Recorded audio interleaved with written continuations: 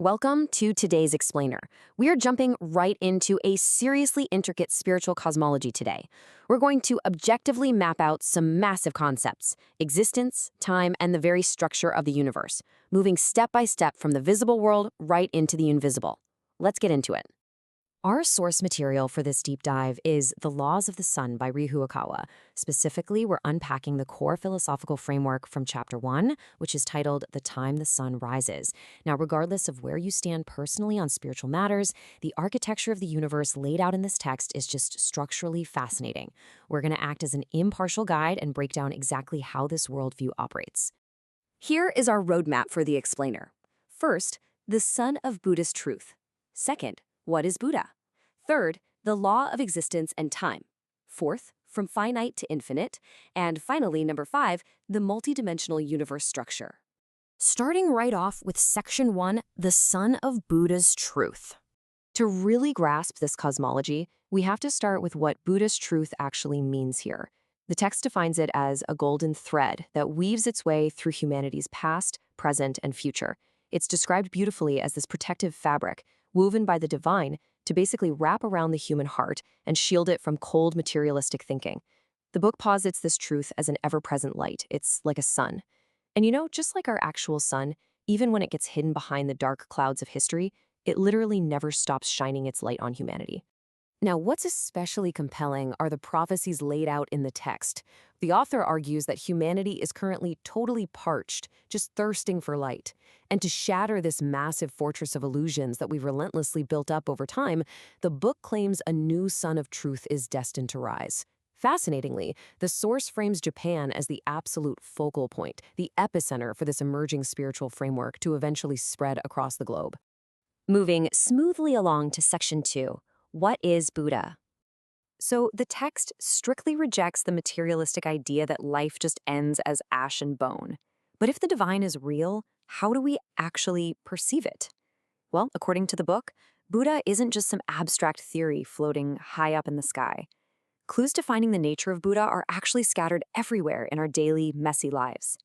You catch glimpses of this truth in highly specific human experiences. Think about the profound moment of birth, the inevitable time of death, the deep struggles of illness, the passionate encounters of romance, and even during periods of severe setback. The idea is that the divine reveals itself through the actual texture of human experience. That brings us to Section 3, the law of existence and time. Let's look at the physical rules governing our world. The text outlines the inescapable rule of the three-dimensional world, calling it the law of flux and flow. Everything on Earth is governed by 4 inevitable stages. First, birth. Then, growth. Following that, decline. And finally, extinction or dissolution. The text emphasizes that every physical thing is constantly, moment by moment, undergoing change dictated by this exact sequence. Yet it also argues that behind this constant flux lies a much deeper, unchanging universal reality, which really echoes the traditional Buddhist concept that form is emptiness and emptiness is form. What's really striking here is the sheer scope of the examples the author uses. Obviously, this applies to a human being, right? We're born, we grow up, we age, and we pass away. But the text says it applies equally to something artificial, like a manufactured car. A car is produced, it's driven for a while, it starts to break down, and eventually it gets scrapped. It's the exact same life cycle as a tiny seed that sprouts, blooms, and withers. Whether it's natural or totally artificial, absolutely nothing in the 3D world escapes this physical cycle. All right, let's zoom out a bit for Section 4, from finite to infinite. Here we transition from earthly limits to the metaphysical. The author draws a really stark contrast between 2 worldviews. On one side, you have the materialist view, which believes only what the 5 senses can grasp is real, meaning life is finite. The author critiques this using a wildly memorable metaphor. A materialist is like a turtle endlessly circling a tiny, finite island, completely oblivious to the vast, boundless ocean surrounding it. On the flip side, the spiritual view argues our true home isn't this 3D world at all. It claims humans possess eternal life, undergoing repeated reincarnation for spiritual training. In this view, the physical world is just a temporary classroom. And that leads us to our 5th and final section, the multidimensional universe structure. If our true home isn't the 3D world, where is it? To get our heads around this, the author starts with some basic geometry. The text compares a 2D world to a flat flounderfish.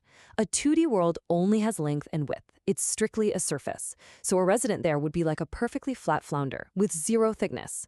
By realizing how a 2D entity literally cannot comprehend the height of a 3D world, we can start to imagine how we, stuck in 3D, really struggle to perceive the added dimensions of the universe. So let's look at the cosmic cheat sheet.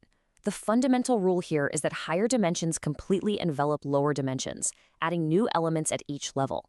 The 3D phenomenal realm is matter, length, width, height. 4D adds time. The 5th dimension, the realm of goodness, adds spirit. The 6th dimension, the realm of light, adds truth, knowledge. To make this super accessible, the text uses this brilliant clothing metaphor.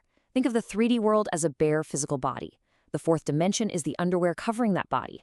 The 5th dimension is a shirt over the underwear. The 6th dimension is a sweater over the shirt. Every higher dimension perfectly seamlessly wraps around the one beneath it. And actually, the author expands this metaphor even further to outline a massively structured cosmic architecture. If the 6th dimension is a sweater, the 7th dimension is a suit jacket worn right over it. The 8th dimension is a thick overcoat encompassing the whole body. And the 9th dimension? That's like a hat placed on top of the whole ensemble. The takeaway is that the universe isn't some chaotic, random void. It's a perfectly harmonized, layered structure. To really visualize life in these higher realms, let's zoom back in on the 4th dimension, the astral realm. Unlike our 3D world, time here is fluid. It's totally unfixed. Because of this, the text drops a wild detail. People from completely different historical centuries, like, say, someone from the Kamakura period and someone from the Showa era, could theoretically stand in the exact same space and shake hands. No time travel required. Plus, in this realm, your thoughts and illusions aren't just invisible concepts in your head anymore. They have a tangible reality. They have actual texture. So we've journeyed from the strict physical laws of earthly existence all the way up through a highly organized, 9-dimensional cosmic architecture. The text confidently asserts that our true origins lie out there in these higher dimensions, and that this 3D world is merely a temporary training ground. So I want to leave you with a pretty massive question to chew on. If our true home is indeed this multidimensional universe, based on your thoughts, your spirit, and your pursuit of knowledge right now, which dimension's clothing do you think your current mindset aligns with? Thank you so much for joining me on this explainer, and keep questioning the universe around you. Hey everyone, welcome back to the Explainer. Today, we're jumping straight into the deep end of some truly profound metaphysical concepts. We're going to be unpacking Chapter 2 of the foundational text, The Laws of the Sun, specifically focusing on a section called What Buddhist Truths Tell Us. We're talking detailed and honestly somewhat startling claims about the true nature of the human soul, the structure of our minds, and the very evolution of consciousness. So let's get right into it.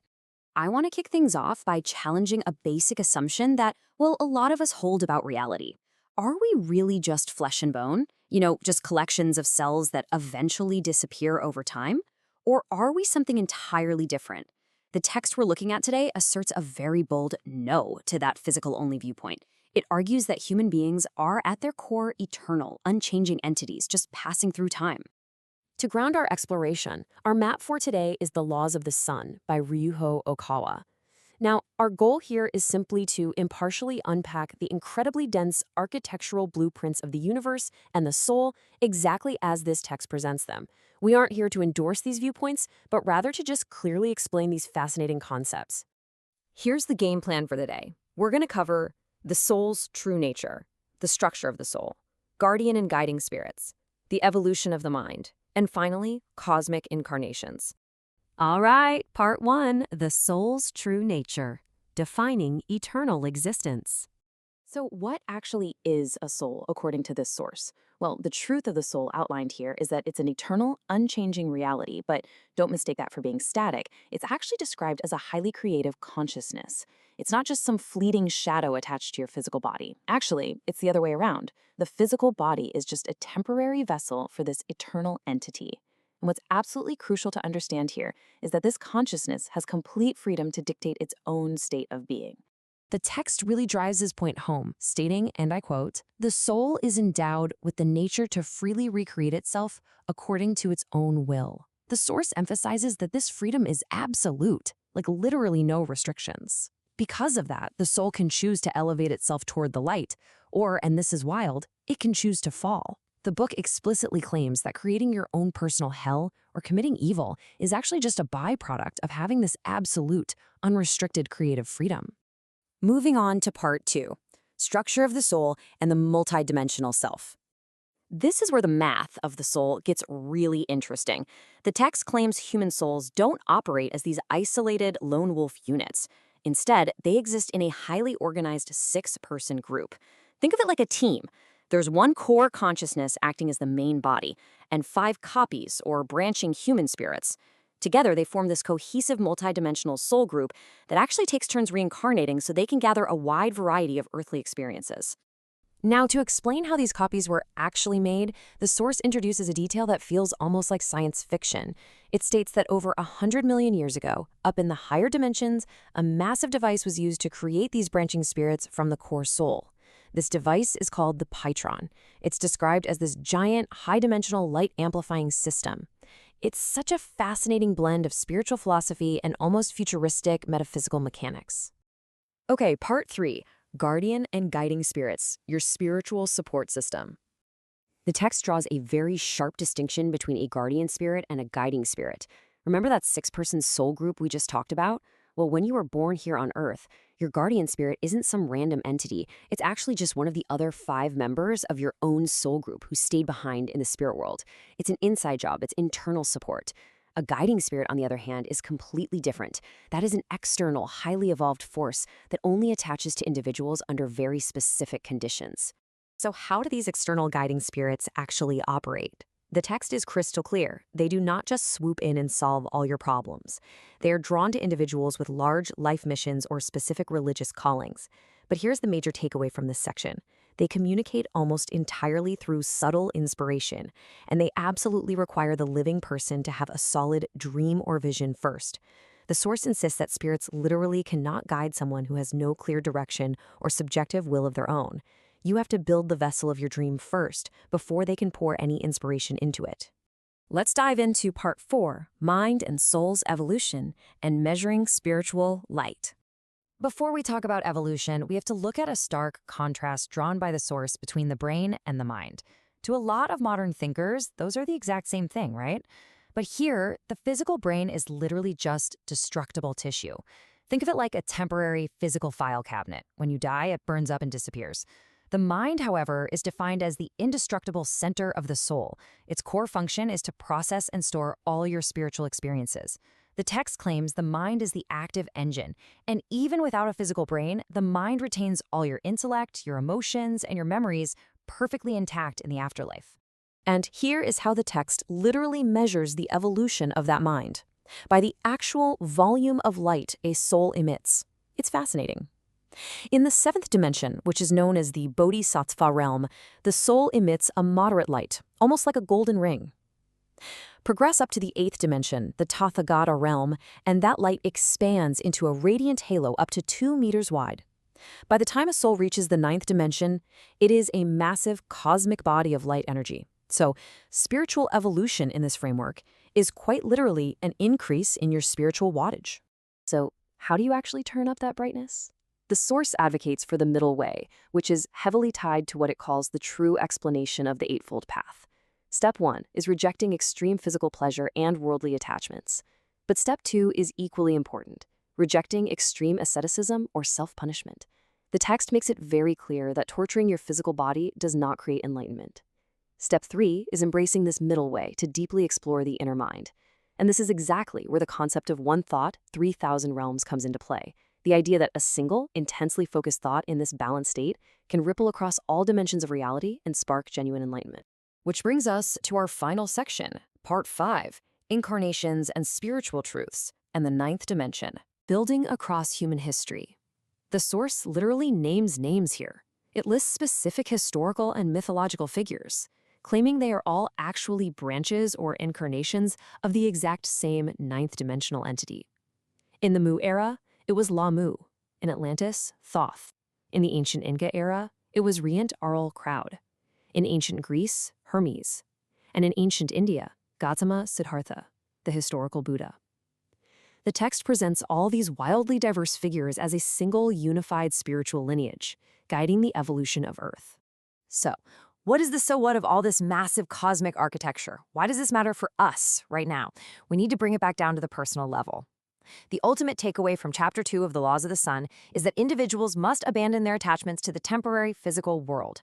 Instead, the text encourages you to fiercely explore your inner mind, that indestructible core we talked about, and actively work to increase the volume of your own spiritual light by walking the middle way. Which leaves us with a really profound question to ponder as we wrap up this explainer. Whether you view this text as literal truth, a philosophical metaphor, or just fascinating mythology, the central premise is pretty empowering. If your mind truly is an eternal core, capable of infinite light and absolute creative freedom, how will you choose to cultivate it today?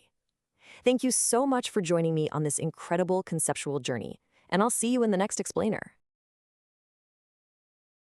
皆さん、本日の解説へようこそ。今日はですね、大川隆法師の太陽の方から第3章の愛の大河という、もう本当にスケールが大きくて深いテーマを紐解いていきます。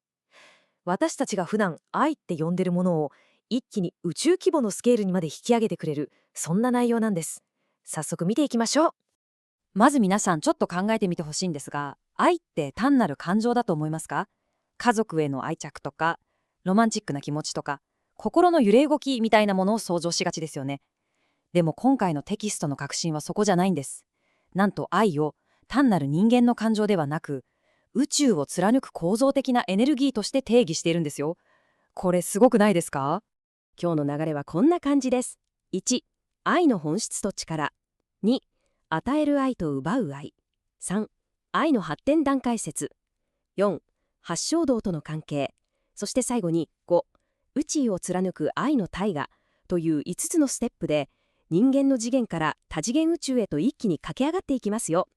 ではまず、第1のセクション。1、愛の本質と力に入っていきましょう。今回のベースになるのがこちらの太陽の方という書籍です。これ単なる道徳の本だと思ったら間違いなんですよ。多次元宇宙論と私たち人間の生き方をがっちり結びつけたすごく包括的な理論書なんです。目に見えない世界を本当に理路整然と解説してくれる素晴らしいフレームワークなんですよね。著者はここで愛を目には見えないけれど風のように確かに存在していて宇宙全体を満たしている神や仏のエネルギーそのものだと言い切っているんです。ここで絶対に押さえておきたいのが愛っていうのは反発し合うんじゃなくて引き寄せて結びつける力なんだっていること。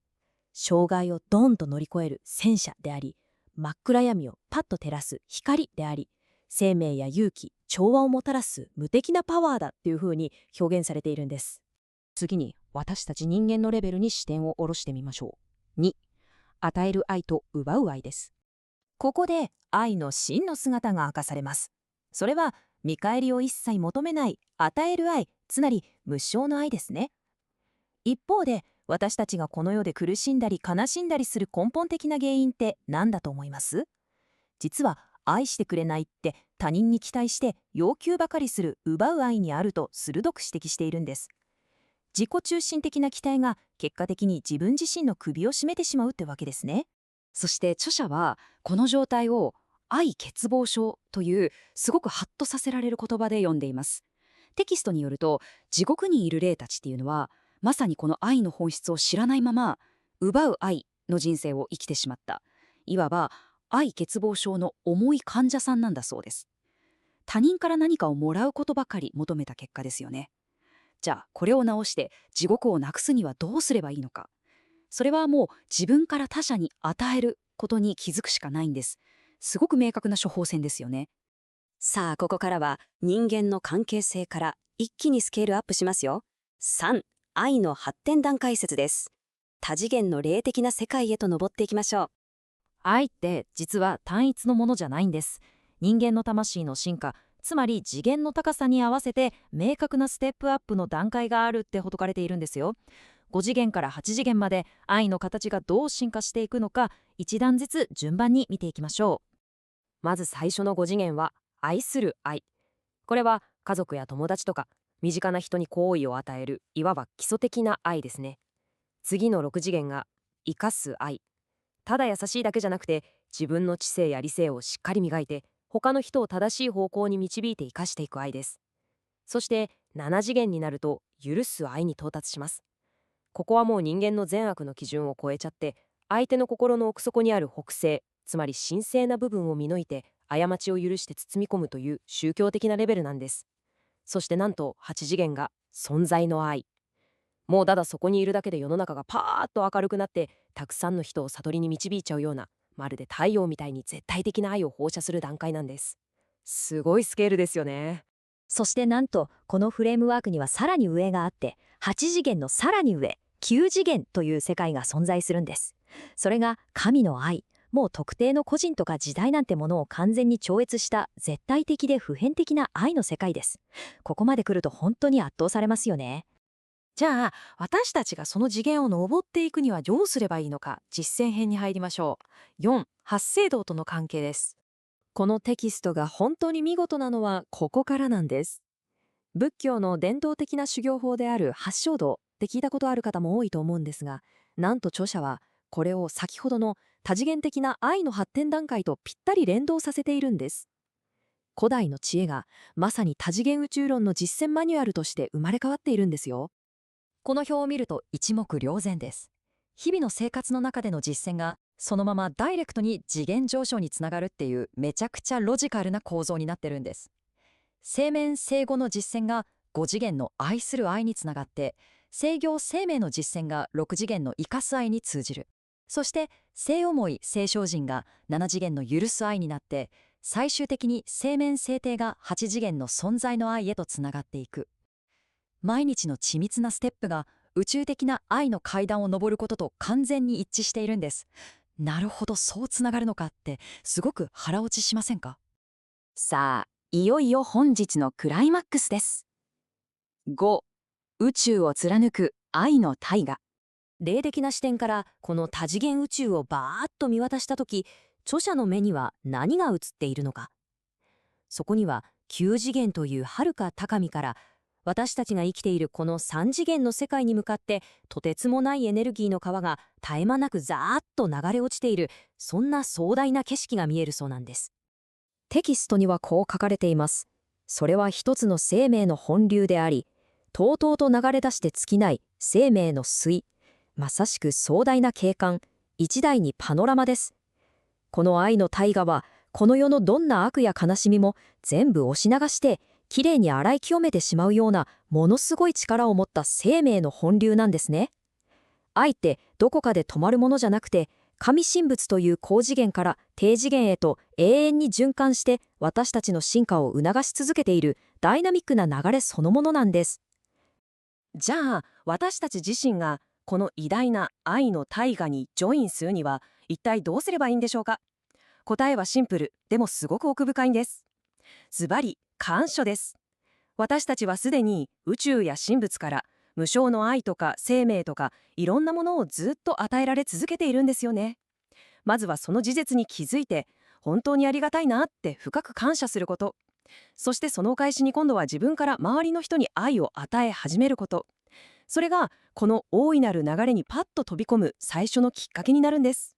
今日は太陽の方の第3章を通して、愛が単なる感情なんかじゃなく、魂を進化させるための明確な法則を持った宇宙のエネルギーなんだっていうことを一緒に見てきました。最後にこの壮大な理論を皆さんの今日という一日に結びつけるために一つ質問させてください。今日あなたが無条件で与えられたものは何ですか？そしてそれをどうやって他の誰かにつないでいきますか？ぜひちょっと手を止めて考えてみてくださいね。それがあなた自身の次元をまた一つ上げる一歩になるはずです。それでは本日の解説はここまで。また次回お会いしましょう。All right, let's jump right into this explainer of the laws of the sun. Today we're mapping out a seriously abstract, multidimensional spiritual cosmology. We're going to unpack the entire architecture of the universe exactly as it's presented in this fascinating source text with a laser focus on the ultimate pinnacle of enlightenment. If you've ever found yourself wondering how different spiritual dimensions stack up against one another, or what it actually means to reach the absolute highest levels of cosmic awareness, you are definitely going to love this breakdown. Here's our trail map for today's intellectual ascent. We're going to breeze through the essence of enlightenment, look at the practical methods to attain it, and then things get really wild as we explore Avalokiteshvara's multidimensional awareness, the solar realm's awakening, and finally, Shakyamuni's incredible ninth-dimensional truth. Let's kick things off with Section 1, the essence of enlightenment. So, let's start with the most fundamental concept the literature presents. What does it truly mean to reach the pinnacle of enlightenment? We usually picture enlightenment as this ultimate finish line, right? Like a ribbon you cross, where suddenly, boom, everything, and your spiritual work is just done. But the source text actually challenges this conventional view right out of the gate. It completely reframes how we should understand spiritual progression. Here's the real game changer from the text. Enlightenment isn't a destination at all. It's an ongoing evolution. It's a continuous process that's actually measured by the volume of spiritual light a soul accumulates over time. The text explains that reaching for enlightenment is essentially the daily grit of repairing and refining your life. It's like polishing a mirror, aiming to elevate your spiritual nature, your inner Buddha nature, until your state of mind seamlessly fuses with the mind of the divine. And the greatest merit of this? It becomes an active, dynamic state of being that lifts up your everyday life, rather than just some static trophy collecting dust on a shelf. To really drive home why this matters, the book uses this incredibly vivid analogy. Imagine a purely materialistic life, one that's totally caught up in the physical, two-dimensional constraints of the world. It's literally like wandering blindly, just groping around in the dark night. Sure, you might bump into some pleasure or you might stumble into conflict, but you have zero direction. Faith, on the other hand, acts as an illuminating lantern. It gives you this focused beam of light that brings absolute meaning and direction to your soul's journey. And this perfectly illustrates the text's big assertion that the journey to finding that lantern begins by shedding earthly attachments. The text states incredibly emphatically that to know your true self, you first have to discard your false self. It all starts as with mind. It's about peeling back the ego, clearing out the mental clutter, and letting go of those superficial identities we cling to so desperately in the physical world. That's how you uncover the genuine, cosmic self hiding underneath. Moving right along to Section 2, Methods to Attain Enlightenment. So, if enlightenment is this continuous gathering of light, how do we actually pull that off? Well, the text outlines the early stages of the Eightfold Path as the foundational method for beginners, and it's meant to be practiced every single day. We're not talking about complex, esoteric, mystical rituals here. We're talking about rigorous, honest self-reflection. You start by learning to hold the right view and right thought, really examining your life without the sugarcoating. From there, you translate that into right action and right living. The text is pretty clear that sincerely practicing just these steps can take years of dedicated effort to truly master. Now, what's amazing about this pathway is where it leads. Mastering these specific, foundational steps is said to elevate a practitioner directly into the sixth-dimensional realm of light. By simply aligning your daily actions and thoughts with spiritual truth, you accumulate enough of that inner light to naturally harmonize with a much higher sixth-dimensional reality. Okay, Section 3, Avalokiteshvara's multidimensional awareness. As our spiritual map ascends even higher, past that sixth dimension, the text introduces us to the realms of the seventh and eighth dimensions, the realms of bodhisattvas and tathagatas. Entities operating at this incredibly advanced bodhisattva level, like Avalokiteshvara, who you might know as Kannon or the goddess of mercy, possess what the text calls the six divine supernatural powers. These include heavenly vision, heavenly hearing, telepathy, knowledge of past lives, the power of divine transport, and the ability to exhaust all earthly suffering. I mean, talk about a major upgrade, right? These aren't just magic tricks. They represent a vast, multidimensional awareness of reality that just completely shatters normal human perception. As we reach the eighth dimension, the Tathagata realm, the literature drops this profoundly esoteric philosophy on us to explain how advanced spiritual consciousness actually operates. One is many, many is one. Think about it like this. Imagine you literally have 10,000 tasks to do today across the globe. If an eighth-dimensional entity, a Tathagata, has 10,000 tasks to do, their single, unified consciousness can actually split. It can manifest as 10,000 distinct individuals on Earth, all at the exact same time. Yet, despite being split into so many pieces, there is still just one singular unified consciousness orchestrating the whole shebang. It's an absolutely stunning way to visualize how divine will can operate on a massive planetary scale. Up next, Section 4, the Solar Realm's Awakening.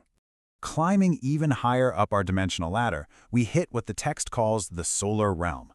The book outlines that during ancient golden ages on Earth, it specifically references lost civilizations like Mu and Atlantis. Humanity had a completely different understanding of the sun. They recognized the sun's light energy as having this profound dual nature. On one hand, it was worshipped spiritually as the sacred glory of the divine, but on the other hand, it was actually harnessed as a highly functional scientific power. The text even describes giant pyramids acting as massive amplifiers for solar energy. It's a total blending of deep spiritual reverence with advanced scientific application. And finally, Section 5, Shakyamuni's Ninth Dimensional Truth. We've reached the absolute pinnacle of this text's cosmology, the ninth dimension. Synthesizing our whole journey, we can see how the progression stacks up. We go from the sixth-dimensional mastery of the Eightfold Path, up through the seventh and eighth-dimensional bodhisattvas wielding supernatural awareness, all the way to the ninth dimension. And at this level, we are no longer talking about individual, human-like spirits at all. We are talking about massive cosmic energy bodies that are literally responsible for universal truth and creation itself. At this ultimate ninth dimensional level, the text redefines Gautama Siddhartha's great enlightenment. Historically, we know him as Shakyamuni Buddha. But the text says he wasn't just a human who sat under a tree and meditated his way to inner peace. He is an incarnation of a colossal, unified body of light energy existing in the ninth dimension. Even upon passing away and leaving his physical human form, his core consciousness remains anchored out there as this massive cosmic entity. When he incarnated on Earth, it was literally just a tiny, microscopic fraction of this entity downloading into a physical body. The source material makes a really bold theological claim here. It states that the core of this massive, ninth-dimensional soul group is a singular supreme entity named El Cantare. According to the text, this entity perfectly unites two massive aspects of the divine. First, you have the Amida aspect, representing infinite love, compassion, and salvation. Second, you have the Mahavairochana aspect, which completely embodies ultimate enlightenment and the deepest mysteries of the spirit universe. According to the text, fully realizing this cosmic hierarchy completely shatters how you view yourself. It reveals that our genuine nature is not this small, fragile, physical body stuck in 3 dimensions. Instead, close your eyes and just imagine for a second. In profound states of ninth-dimensional enlightenment, you realize your spirit is actually an energy body, capable of expanding to the size of the universe itself, looking down upon the earth from a place of infinite, boundless freedom. And that brings us to the end of our climb. As we wrap up this explainer, mapping out a universe defined by a continuous, multi-dimensional evolution of light, we want to leave you with something to really chew on. Based on this intricate map of the soul, where do you honestly see your own consciousness currently residing? And more importantly, what is the next step for your own inner lantern? Keep polishing that light, and we'll catch you in the next explainer. Welcome to This Explainer. Forget everything you thought you knew about the dawn of humanity. Today, we're diving into a staggering chronological epic, tracing roughly 760,000 years of human history. We're doing this not just to understand where we come from, but to see exactly where our future is heading. It's a massive question, isn't it? What if everything we assume about the origins of humanity is just the tip of the iceberg? Today, we are cracking open the profound Akashic records. Think of it as a cosmic, spiritual memory bank of the universe. We'll be looking at insights revealed in the 5th chapter of our source material, exploring an entirely new paradigm that completely challenges what we know about our past, and honestly, our present. The text we are unpacking today is The Laws of the Sun by Ryuho Okawa. We're going to zero in on the incredible 5th chapter titled The Golden Age. This section of the book outlines the dramatic rise and the catastrophic fall of 5 super ancient civilizations that once spanned the globe way, way before our current recorded history even began.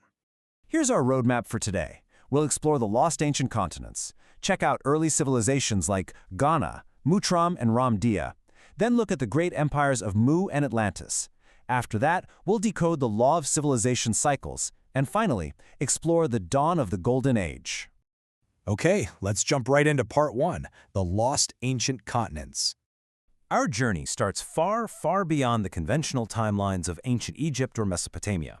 We're turning the clock back hundreds of thousands of years to continents that have long since shifted, sunk, or literally frozen over. The text maps humanity's rise from the psychic era of the Ghana civilization through a massive spiritual revolution in Mutram right up to a highly artistic age in Ramdia. Which brings us to part 2, Ghana, Mutram, and Ramdia. Let's look a little closer at these first 3 forgotten eras. We want to see the diverse spectrum of human, spiritual, and physical evolution here. You see, each ancient civilization had a very distinct focus. They weren't just primitive hunter-gatherers trying to survive. They were engaged in vastly different complex pursuits, ranging from raw psychic power all the way to the absolute pursuit of divine art. Let's start with the Ghana civilization, which existed roughly 760,000 years ago. According to the text, human biology back then was wildly different. Men actually possessed an emerald-colored third eye right in the center of their foreheads, which they opened and used as a psychic weapon for tribal defense. And the women possessed psychic wombs, allowing them to literally communicate with spirits from heavenly realms before conception. I mean, wow, right? But this incredible era vanished completely when their continent was violently split apart during a cataclysmic earthquake. Following the destruction of Ghana, a new civilization called Mutrum popped up about 153,000 years ago. What's super fascinating here is the location. It was on what is now Antarctica, and back then it enjoyed a warm, temperate climate. Guided by a leader named Moria, they attempted a massive spiritual revolution, trying to move from a culture just focused on food and survival to a spirit-centric one. But a sudden shift of the Earth's axis plunged the continent into an endless winter, freezing the whole thing over. Next, we hit the Ramdia civilization, roughly 44,000 years ago in the Indian Ocean. This era was led by a great guiding spirit named Elameria. Interestingly, the text notes Elameria is a past life of the figure we all know as Zeus. Ramdia was an era of extreme aesthetic sensibility. Spiritual training didn't mean isolating yourself in a cave. It meant mastering the arts and honing your physical senses to superhuman levels. We're talking masters who could distinguish between 3,000 different colors and 2,500 distinct smells. Literally mind-blowing. Moving on to Part 3, the empires of Mu and Atlantis. Now we leap forward to the two magnificent civilizations that actually closely mirror our own modern, technologically advanced world. First up, the Empire of Mu, which peaked about 17,000 years ago in the Pacific Ocean. Led by a magnificent king named Lamu, identified in the source as a past life of the Buddha, Mu was a massive empire that successfully merged religion and science. They literally utilized pyramid power to absorb and amplify solar energy, powering their daily lives. It was this utopian balance, but eventually true spirituality faded. It was sadly replaced by arrogance and false animalistic worship. Survivors from the fall of Mu eventually helped seed the next great empire, Atlantis, roughly 12,000 years ago. Now, Atlantis reached unparalleled heights of scientific, political, and philosophical advancement under an all-knowing, genius leader named Thoth. They had airships, submarines, you name it. It was a highly advanced society that initially believed science and reason were reflections of the divine mind. But within all this perfection, a fatal flaw emerged. After Thoth, Atlantis drifted into sheer scientific arrogance. The rationalists started believing only in logic, technology, and the physical realm. Enter a spiritual reformer named Agasha, identified in the text as a past life of Jesus. Agasha taught the reality of unseen spiritual guides, the importance of faith, and the absolute power of love. Predictably, the highly scientific society viewed his teachings as irrational, unscientific, and frankly dangerous. This exact conflict led to the ultimate downfall of Atlantis. The violent persecution of Agasha culminated in him and his followers being captured and brutally buried alive in a public square. The text explains that the resulting dark, negative collective thoughts created such a dense spiritual cloud over the continent that it actually triggered a massive reaction from the Earth's consciousness itself. In just a single day and night, the magnificent continent of Atlantis was completely swallowed by the sea.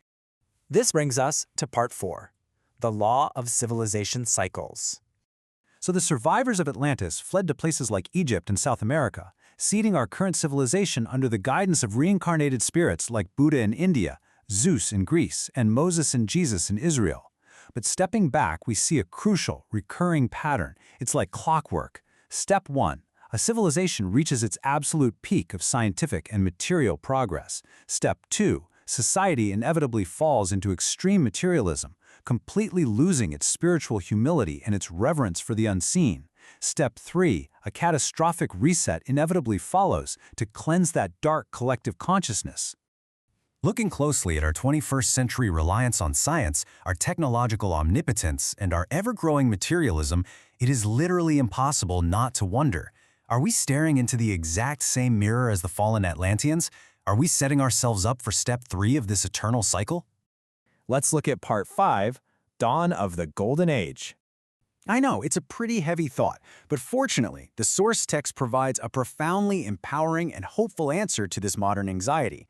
As the text explicitly states regarding the sinking of Atlantis and the fall of these past eras, one end means one beginning. The end of an old civilization is never a final doom. It is simply the necessary, systemic clearing required for the beginning of a brand new one.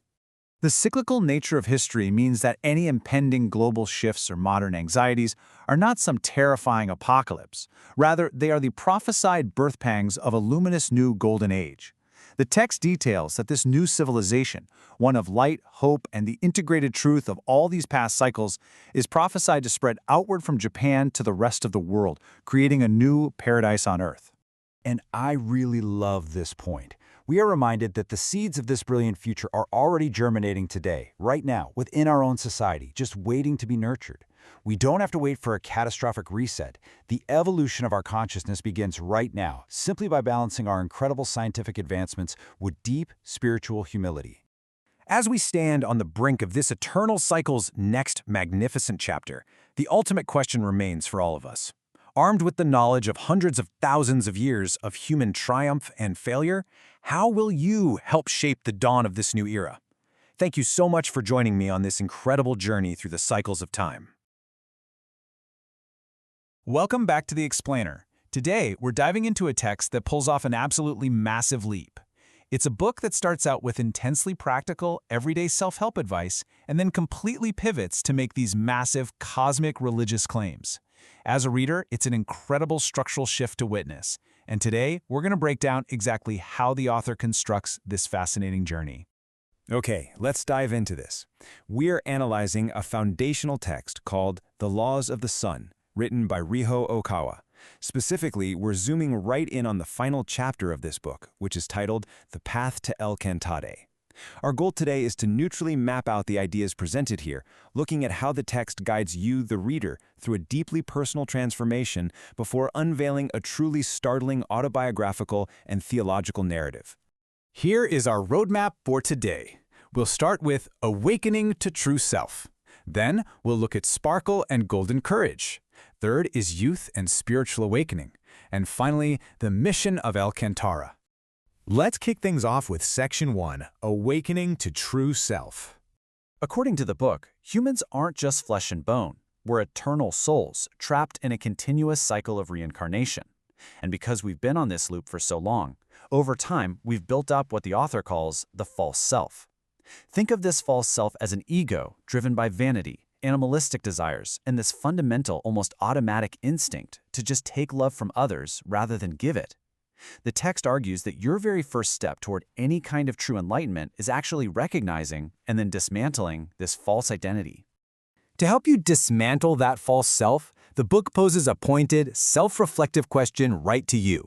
Have you been giving love or just taking it? It's a pretty jarring question, honestly, and it's meant to pull the reader right out of their daily complacency. So what's the antidote to this false self? The text calls it giving love. But the author isn't just talking about a gentle, passive sort of kindness. No, he uses a really vivid metaphor here. Giving love means practicing unselfishness with a burning, red-hot passion, literally comparing it to a piece of hot iron. It demands living a life rooted in daily reflection to achieve what's called the middle way, shaking off worldly attachments and pushing your energy outwardly to help others. Moving right along to Section 2, Sparkle and Golden Courage. Central to this whole idea of living a sparkling life is a concept the book calls diamond time. Now, the text argues that to live your limited time on Earth with real density and purpose, you have to do something kind of radical. You must consciously visualize the exact moment of your own death. By evaluating your current, everyday life choices as if you were facing death tomorrow, the idea is that your time becomes as dense, brilliant, and valuable as a diamond. Now, the text doesn't just leave you hanging with these abstract concepts. It actually provides a step-by-step framework. First, imagine your death. Second, use that intense perspective to reflect on your life objectively. Third, form a clear, positive vision for the future. And fourth, and this is where the spiritual elements really begin to seep in, use that clear vision to connect with guiding spirits in the heavenly realm. To actually achieve all of this, the text introduces the power of golden courage. The author compares this courage to a heavy axe. Think of human delusion, worldly constraints, and common sense as this massive, tangled vine. Golden courage is the axe you need to forcefully chop down that tree of delusion so you can finally live freely and make true spiritual progress. Okay, here is where things take a major turn. Section 3, Youth and Spiritual Awakening. We are now leaving the micro-perspective of personal self-improvement behind because the text executes a massive thematic pivot right into the author's own supernatural biography. It maps out Ryuho Okawa's spiritual timeline, starting from his youth. It covers his conventional life, going from elementary school through his time at Tokyo University to a career as a trading company employee. But running perfectly parallel to this normal life is a completely supernatural narrative. The text claims Okawa experienced out-of-body visions of heaven and hell as a child, and all of this built up to a pivotal year, 1981, when profound spiritual awakenings allegedly began to happen. The text actually zeroes in on one very specific date, the fateful afternoon of February 23, 1981. The author recounts sitting in his room when he suddenly felt this invisible presence. He says his hand, holding a pencil, just began to move as if it had a life of its own, writing out messages on cards. This moment initiated a period of deep spiritual communication through what's known as automatic writing.